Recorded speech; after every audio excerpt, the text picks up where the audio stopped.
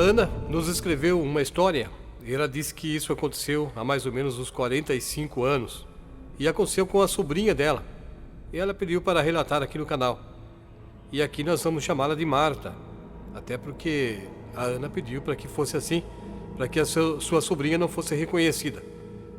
Ela tinha na época mais ou menos 8 anos e morava com seus pais e sua irmãzinha ainda bebê. Eles moravam numa casa bastante retirada, bem no meio do mato mesmo, pois o seu pai trabalhava com reflorestamento.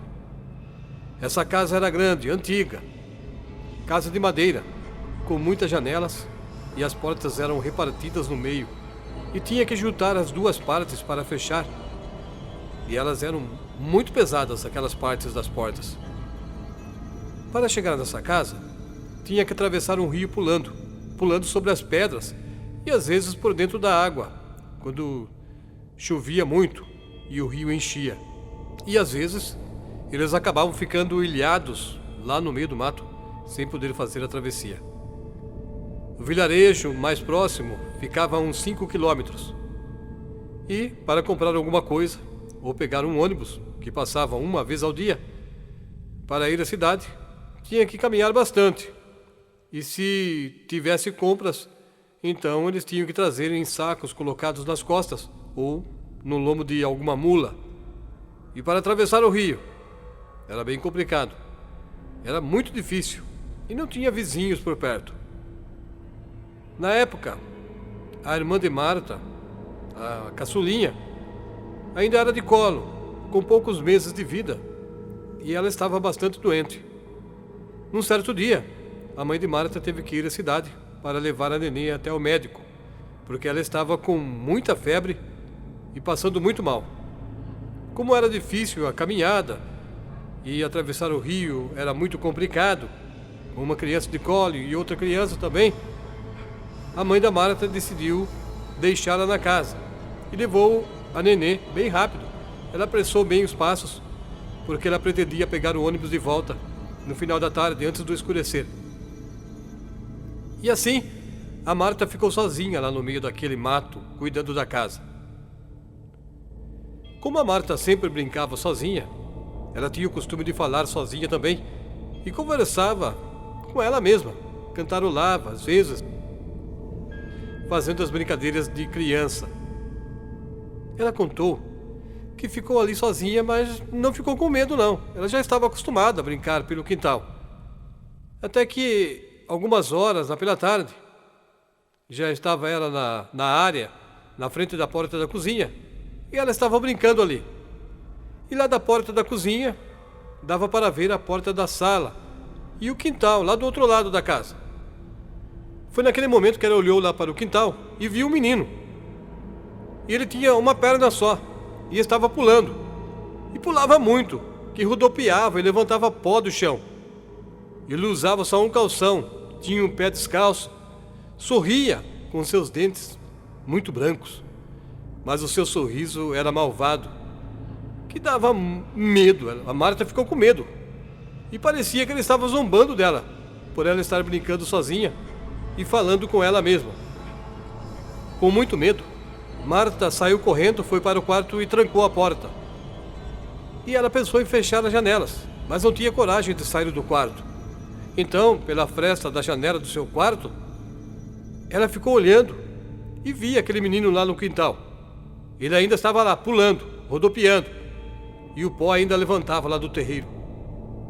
De repente, aquele menino pulou sobre uma árvore e saiu assobiando, e foi sumindo lá pelo meio do mato. A Marta diz hoje que na época ela não tinha conhecimento do que era aquilo. Eles não tinham televisão lá na casa. Mas agora ela sabe que aquele menino que ela viu se tratava de um saci. Nessa história, a menina com certeza experimentou um encontro inesperado com o Saci Pererê. Ele é uma figura do folclore brasileiro conhecida por suas travessuras e habilidades sobrenaturais. O Saci é descrito como um menino de uma perna só. Ele usa um gorro vermelho e fuma um cachimbo. Ele é conhecido por assobiar e causar travessuras como esconder objetos e assustar as pessoas também. Encontrar o Saci em uma cabana no meio do mato é bastante condizente com os relatos folclóricos, já que ele é frequentemente associado a ambientes rurais e florestais. Sua presença é marcada por assobios misteriosos, vislumbres fugazes, como pulos rápidos e ágeis pelo quintal.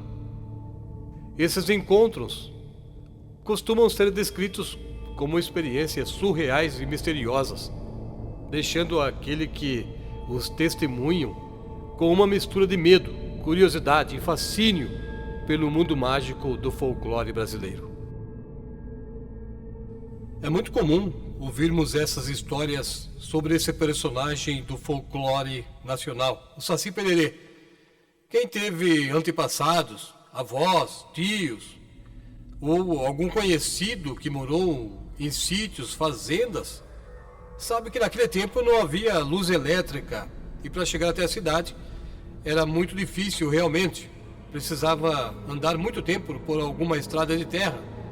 Quem tinha uma carroça, uma charrete, ou montava um cavalo, chegava até mais rápido no vilarejo mais próximo.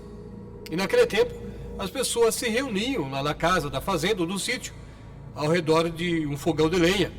E nas noites frias, eles ficavam ali se aquecendo do frio, acendiam o fogo e ficavam contando histórias. E muitas histórias eram sobre o avistamento do Saci Pererê.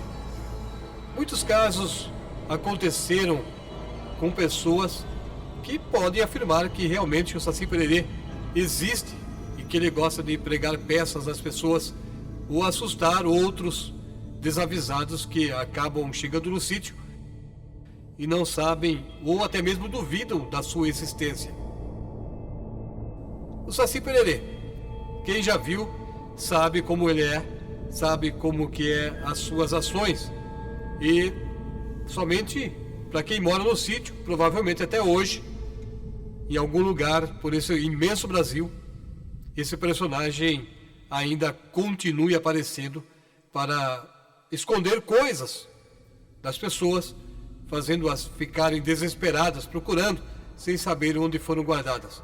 Ou até mesmo levando susto com esse personagem ao ouvir o seu assobio durante as noites, ou até mesmo durante as tardes, ao se aproximar assim à noite, com a chegada da lua, eles gostam de surgir nas sombras das árvores, assobiando, com a intenção, como já disse, de apenas assustar os moradores daquela região.